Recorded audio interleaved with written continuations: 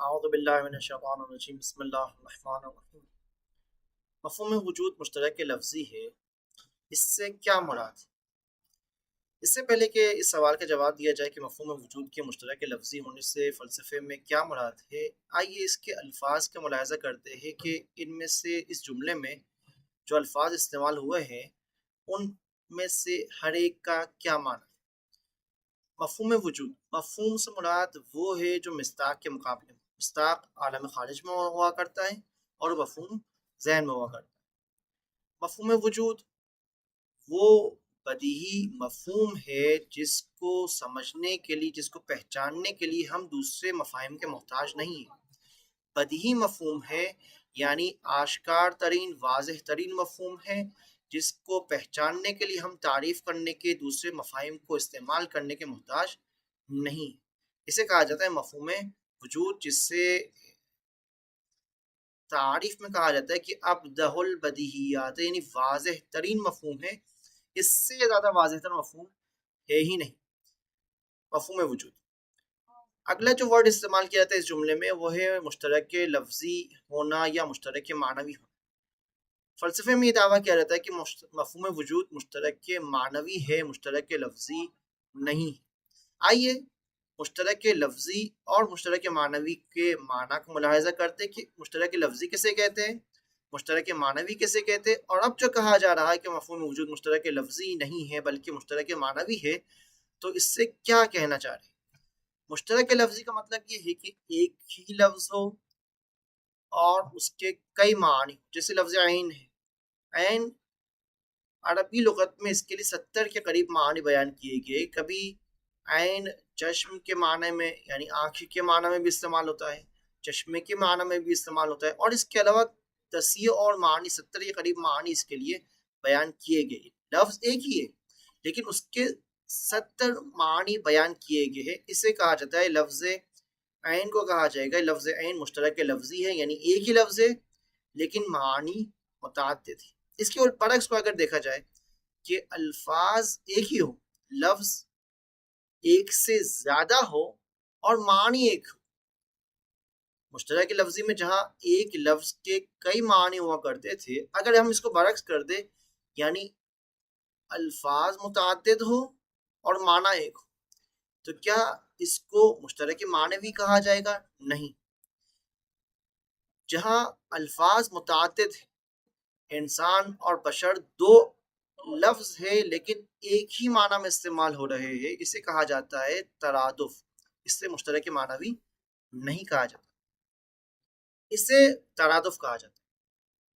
اچھا، اب اگر ایک لفظ کے کئی معنی کو مشترک لفظی کہا جا رہا ہے، کئی الفاظ کے ایک معنی رکھنے کو ترادف کہا جا رہا ہے، تو پھر مشترک معنوی ہے کیا چیز؟ مشترک معنوی یہ ہے جہاں لفظ ایک، معنی بھی ایک، لیکن اس کے مصادیق متعدد۔ جیسے لفظ انسان، لفظ انسان کا ایک ہی معنی ہے، حیوان ناطق معنی ہے، لیکن اس کے مصادیق مختلف ہیں۔ زید و بکر و عمرو و خالد سب کے سب اس کے مصادیق میں شمار کیے جاتے ہیں۔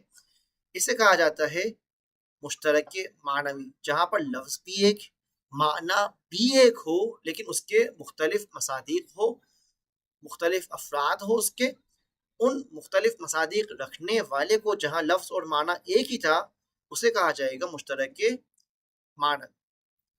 تو یہاں تک ہمارے لیے مشترک لفظی اور مشترک معنوی بھی واضح ہو گیا۔ اب آئیے جو فلسفے میں دعویٰ کیا جاتا ہے کہ مفہوم وجود مشترک معنوی ہے، اس سے کیا مراد؟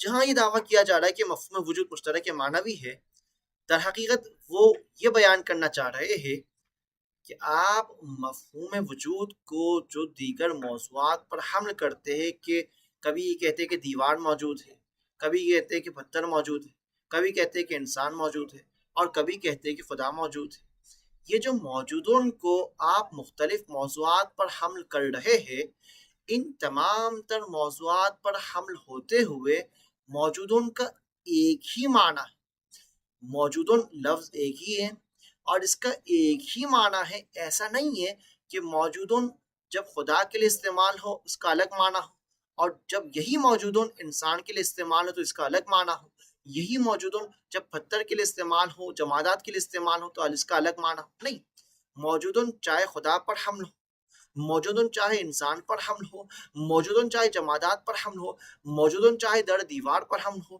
موجودن چاہے کتاب پر حمل ہو، موجودن چاہے حیوان پر حمل ہو، جس چیز پر بھی حمل ہو، موجودن کا ایک ہی معنی ہے، موجودن کے متعدد اور مختلف معنی نہیں۔ موجودن ان سب میں ایک ہی معنی میں استعمال ہو رہا ہے، اور ایک ہی معنی کی وجہ سے اسے کہا جائے گا کہ لفظ مفہوم وجود، کیونکہ ایک ہی لفظ ہونے کے باوجود اس کا ایک ہی معنی ہے، اور مختلف موضوعات پر حمل ہونے کے باوجود بھی ایک ہی معنی میں استعمال ہو رہا ہے۔ یہاں پر کہا جائے گا کہ مفہوم وجود مشترک معنوی ہے، نہ کہ مشترک لفظی۔ اب اگلا سوال جو یہاں پیش کیا جائے گا وہ یہ ہے کہ جہاں پر مفہوم وجود کے حوالے سے آپ نے یہ بیان فرمایا کہ مفہوم وجود مشترک کے لفظی نہیں ہے بلکہ مشترک معنوی ہے، تو اب اس بحث یعنی مفہوم وجود کے مشترک لفظی یا معنوی ہونے کی بحث کو یہاں پر ہم نے کیوں چھیڑا؟ اس کو بیان کرنے کی کیا ضرورت تھی؟ فلسفے میں پیش کرنے کی کیا ضرورت تھی؟ اس بحث کو یہاں پر بیان کرنے کی اہم ترین وجہ یہ ہے کہ یہ مشترک لفظی یا مشترک معنوی ہونا موضوع علم فلسفے کے اوپر انتہائی اثر انداز ہے۔ وہ کیسے؟ وہ اس طریقے سے کہ اگر ہم مفہوم وجود کو مشترک لفظی معنی مشترک معنوی نہ مانے تو اس صورت میں ہوگا کیا؟ اس صورت میں یہ ہوگا کہ مفہوم وجود کے مختلف موضوعات ہوں، یعنی کیا؟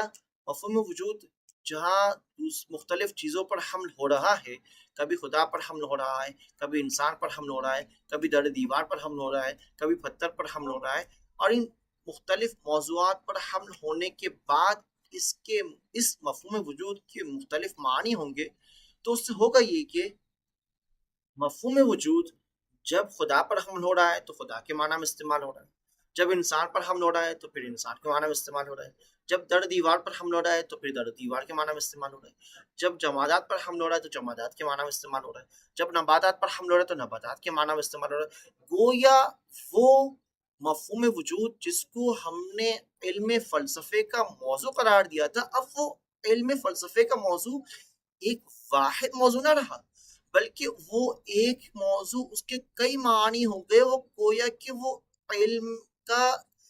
علم کے مختلف اس میں ہو گئی ہے، وہ علم ایک واحد علم نہیں قرار پائے گا، بلکہ وہ کیونکہ مختلف چیزوں پر حمل ہونے کی وجہ سے مختلف معنی لے رہا ہے، تو گویا کہ علم فلسفے کا موضوع واحد نہ رہے گا، بلکہ اپنے مصادیق کے متعدد ہونے کی وجہ سے جتنے موضوعات پر حمل ہو رہا ہے اس کے موضوعات کے مختلف ہونے کی وجہ سے علم فلسفے کا موضوع بھی مختلف ہوتا جائے گا، اور اس صورت میں واحد علم فلسفہ واحد علم نہ رہے گا اور متشدد اور متکثر علم بن جائے گا اور اپنے موضوع کے وحدت سے روگردہ ہو جائے گا۔ جبکہ اگر ہم موضوع فلسفے کو واحد تصور کریں، یعنی کیا؟ یعنی اس طریقے سے تصور کریں کہ موضوع فلسفہ جتنے بھی موضوعات پر حمل ہو رہا ہے، موجودن جتنے بھی موضوعات پر حمل ہو رہا ہے، چاہے وہ انسان ہو، چاہے وہ خدا ہو، چاہے وہ در دیوار ہو، چاہے وہ جمادات ہو، چاہے پتھر ہو، چاہے کچھ بھی ہو، جس پر بھی حمل ہو رہا ہے ایک ہی معنی میں استعمال ہو رہا ہے۔ اب یہ موضوع فلسفہ واحد موضوع ہوگا، اور یہ تمام تر اشیاء، تمام تر چیزیں موجود ہونے کے ناطے موضوع علم فلسفے کے دائرے میں شمار کی جائیں۔ اب آئیے اس دعویٰ پر کہ مفہوم وجود مشترک لفظی نہیں ہے بلکہ مشترک معنوی ہے دلیل پیش کر دیں۔ دلیل کیا ہے کہ وجود مشترک لفظی نہیں ہے بلکہ مشترک معنوی ہے؟ اس کی دلیل یہ ہے کہ اگر وجود مشترک لفظی ہوتا تو اس صورت میں حلیات بسیطہ، یعنی وہ جملات جہاں پر محمول اس کا موجودن ہے، ان جیسے جملات کا کوئی بھی معرفتی فائدہ نہ ہوتا، یعنی کوئی بھی ہمیں ان جملات کے ذریعے سے کوئی نئی نالج ہمیں حاصل نہ ہوتی. حلیات بسیطہ جیسے کہ دیوار موجود ہے، کتاب موجود ہے، انسان موجود ہے، خدا موجود ہے. جہاں پر موجودن محمول کے طور پر قرار پا رہا ہے، ان جملات کو کہا جاتا ہے جملات حلیہ بسیطہ.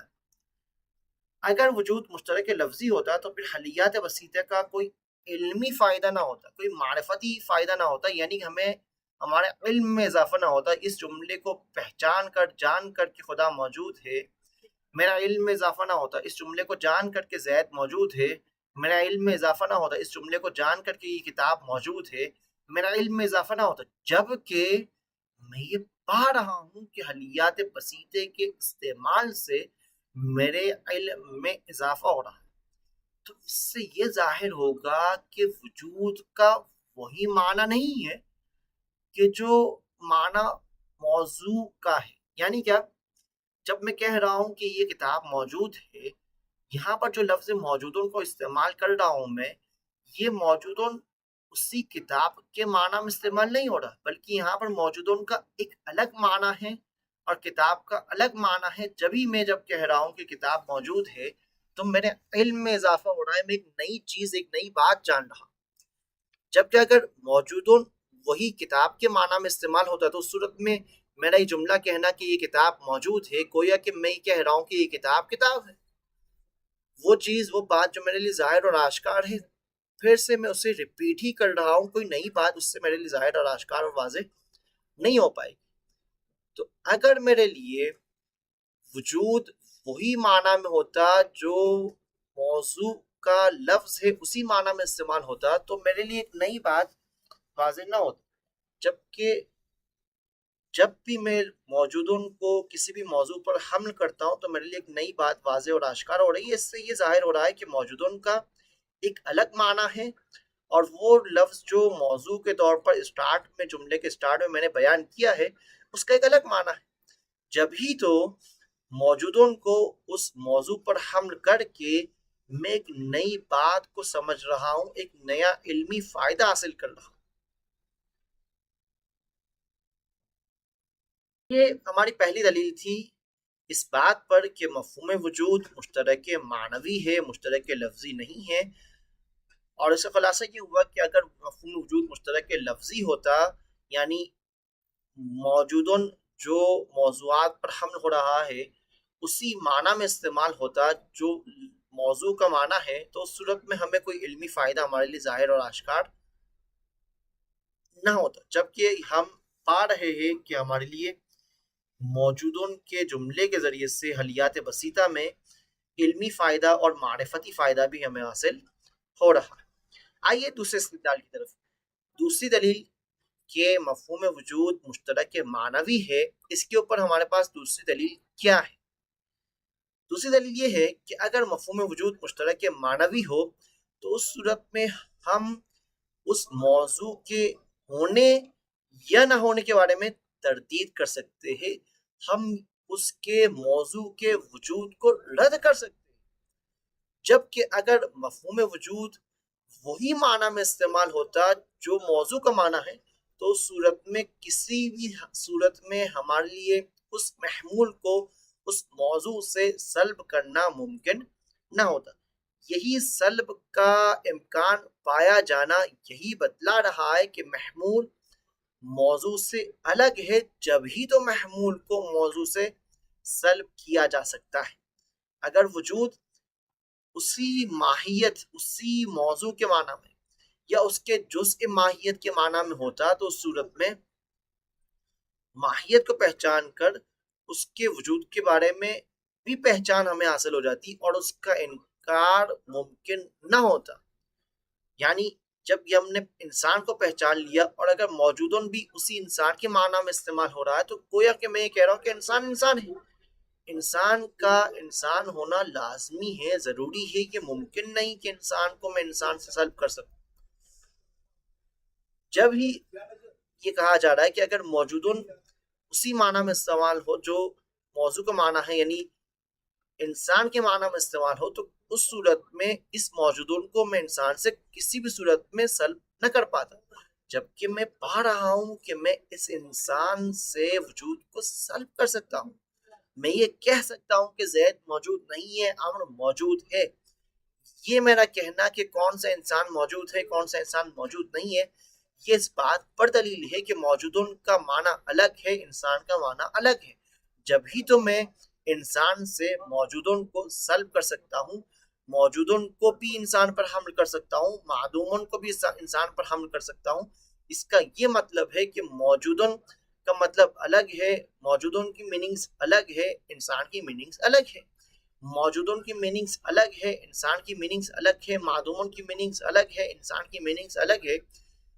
یہ بتلا رہا ہے کہ موجودن اسی معنی میں استعمال نہیں ہو رہا ہے جو معنی انسان کا. یعنی موجودن کے لفظ کو سن کر میرے ذہن میں لفظ انسان نہیں آ رہا، بلکہ موجودن کے لفظ کو سن کر میرے ذہن میں وجود آ رہا ہے، میرے ذہن میں ہونا آ رہا ہے، میرے ذہن میں ایگزسٹنس آ رہا ہے، نہ کہ انسان. اس سے یہ واضح ہو رہا ہے کہ لفظ موجودن انسان کے اوپر جو حمل ہو رہا ہے اس کا الگ معنی ہے، وہ انسان کے معنی میں استعمال نہیں ہو رہا. اور اسی کو کہا جائے گا کہ یہ مفہوم وجود مشترک معنوی ہے. یعنی مفہوم وجود چاہے انسان پر حمل ہو، چاہے وہ خدا پر حمل ہو، چاہے پتھر پر حمل ہو، چاہے وہ حیوان پر حمل ہو، چاہے وہ فرس و غنم پر حمل ہو، جس چیز پر بھی حمل ہوگا اس کا ایک ہی واحد معنی ہے، اور وہ معنی ہے موجودن، یعنی موجود ہونا، وجود رکھنا. اب آئیے ان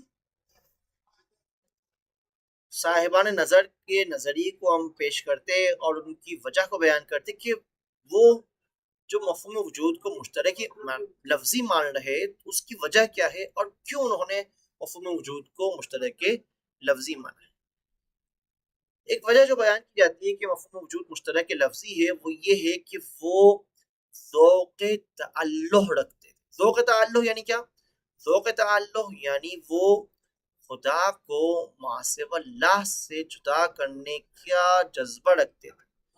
ان کے اندر یہ جذبہ پایا جا رہا تھا کہ وہ مفہوم جسے آپ خدا کے لیے استعمال کر رہے اس مفہوم کو کم از کم آپ ماسو اللہ کے لیے تو استعمال نہ کریں. خدا کہاں، ماسو اللہ خدا کے علاوہ دیگر مخلوقات کہاں؟ کیا خدا انسان کے ساتھ، جو انسان اشرف المخلوقات ہے، کیا خدا کو اشرف المخلوقات یعنی انسان کے ساتھ کبھی کمپیئر کیا جا سکتا ہے؟ یقیناً ممکن نہیں کہ انسان کو خدا جیسی ذات کے ساتھ کمپیئر کیا جا سکے. جبکہ انسان اشرف المخلوقات ہے تب بھی انسان کو ہم خدا کے ساتھ مقایسہ نہیں کر سکتے. کیوں؟ کیونکہ خدا کا مقام کا، انسان کا مقام کا. اسی بات کو مد نظر رکھتے ہوئے انہوں نے یہ دعویٰ کیا کہ وہی معنی جو وجود کا آپ انسان کے لیے استعمال کر رہے، اس وجود کے معنی کو آپ خدا کی طرف نسبت نہیں دے سکتے. اور بالکل اسی طرح وہ وجود کا معنی جو آپ خدا کے لیے استعمال کر رہے اس معنی وجود کو آپ انسان کی طرف نسبت نہیں دے سکتے. اور مفہوم وجود کو انہوں نے مشترک لفظی تصور کر. غلطی کیا ہے ان کی؟ غلطی ان کی یہ ہے کہ انہوں نے اس پورے جملے میں لفظ مفہوم پر دقت نہ کی. اگر وہ لفظ مفہوم پر دقت کرتے تو یہ مسئلہ ان کے لیے پیش نہ آتا. ہماری بات مصداق خارجی میں نہیں چل رہی کہ میں دیکھوں کہ خدا جو وجود خارجی رکھ رہا ہے اور خدا کا وجود کہاں اور انسان کا وجود کہاں. یقیناً اگر وجود خارجی ملا کو معیار ہوتا تو کبھی بھی انسان کے وجود کو خدا کے وجود کے ساتھ مقایسہ نہیں کیا جا سکتا. خدا کا وجود کہاں، انسان کا وجود کہاں، غیر قابل مقایسہ ہے. چاہے وہ انسان ہو، چاہے وہ پہاڑ ہو، چاہے وہ جنگل ہو، چاہے اس کائنات کی کوئی بھی چیز ہو، اس کائنات کی کسی بھی چیز کو خدا کے ساتھ مقایسہ نہیں کیا جا سکتا. اس کائنات کو خدا کے ساتھ مقایسہ نہیں کیا جا سکتا، یقیناً نہیں کیا جا سکتا. لیکن کب؟ جب عالم خارج میں ہماری گفتگو ہو کہ عالم خارج میں کون سی چیز موجود ہے، کون سی چیز معدوم ہے. جبکہ ہماری گفتگو عالم خارج کے حوالے سے نہیں ہے، ہماری گفتگو مفہوم وجود کے حوالے سے جو ذہن میں موجود ہے، جس کا ایک ہی معنی ہے. ہم مفہوم پر گفتگو کر رہے نہ کہ مصداق پر. اگر بات مصداق کی ہوتی تو یقیناً ذوق تعلق رکھنے والے، مشترک لفظی کا دعویٰ کرنے والے صاحبان حق ہوتے. لیکن نہیں، ہمارا موضوع بحث مصداق نہیں ہے بلکہ موضوع بحث مفہوم وجود. اب جب مفہوم ملا کر معیار ہے تو اس صورت میں مفہوم کے حوالے سے ہم ڈسکس کریں گے اور ڈیسائیڈ کریں گے کہ مفہوم وجود کا ایک ہی معنی ہے یا الگ الگ معنی. یہ بات واضح اور آشکار ہے کہ مفہوم وجود کا ایک ہی معنی ہے اور مختلف مصادیق پر حمل ہونے کے باوجود، مختلف موضوعات پر حمل ہونے کے باوجود بھی مفہوم وجود کا معنی موجود ہونا، ایگزسٹنس رکھنا ہونا ہی ہے، اور اس سے ہٹ کر مفہوم وجود کا کوئی اور معنی نہیں ہے. اب جب مفہوم وجود کا ایک ہی معنی ہے، ٹھیک ہے مصادیق میں اختلاف پایا جا رہا ہے اور خدا کے مصداق کو ما سوی اللہ کے مصداق کے ساتھ کمپیئر نہیں کیا جا سکتا، لیکن مفہوم وجود تو ان سب میں ایک ہی معنی میں استعمال ہو رہا ہے، تو یہاں پر مفہوم وجود کو مشترک معنوی کہا جائے گا.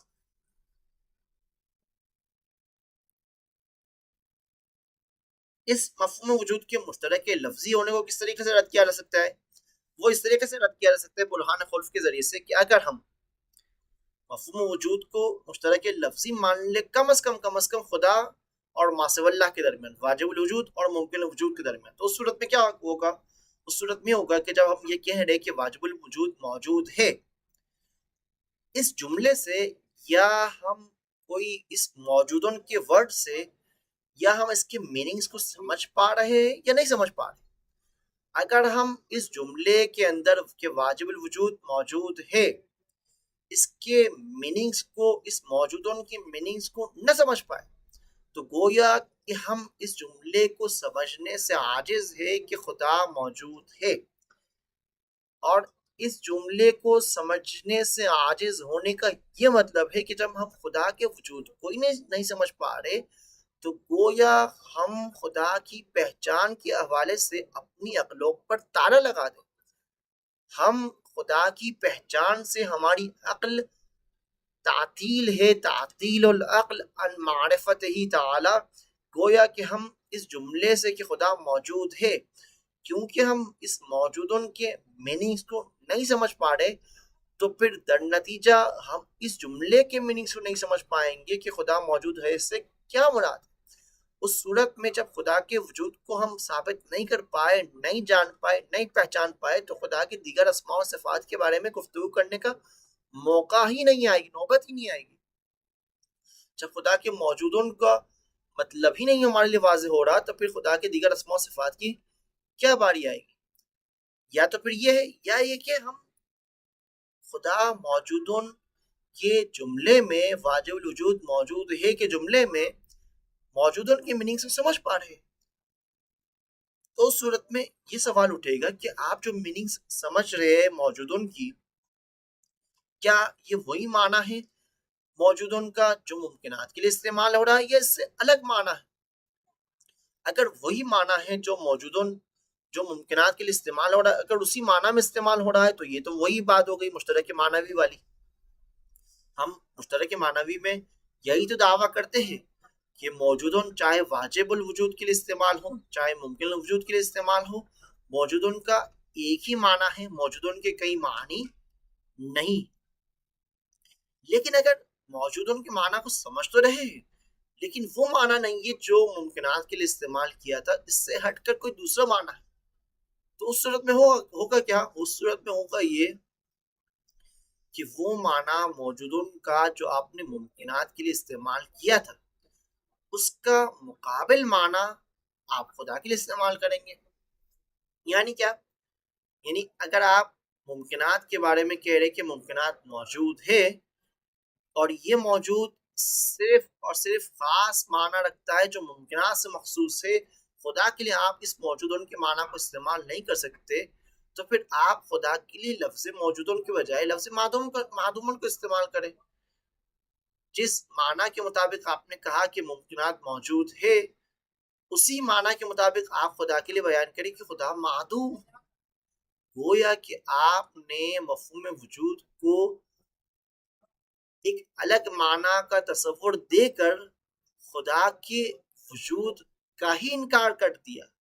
اور خدا کے وجود کا انکار کر کے خدا کے وجود کو باطل قرار دیتے، جبکہ خدا متعال اس سے پاک و پاکیزہ ہے۔ خدا ازلی اور ابدی اور ہمیشہ موجود شے ہے، کبھی بھی خدا پر عدم اور باطل کا کوئی راہ و نشان نہیں۔ تو یہاں تک یہ بات واضح ہو گئی کہ مفہوم وجود کے مشترک کے معنوی ہونے سے یہ مراد ہے کہ مفہوم وجود جس چیز پر بھی حمل ہو، جہاں پر بھی جس چیز کے لیے استعمال ہو، چاہے خدا کے لیے استعمال ہو، چاہے انسان کے لیے استعمال ہو، چاہے اس کائنات کی کسی بھی شے کے لیے استعمال ہو، مفہوم وجود کا ایک ہی معنی ہے، اور ان تمام تر مصادیق اور تمام تر موضوعات پر مفہوم وجود ایک ہی معنی پر حمل ہوتا ہے۔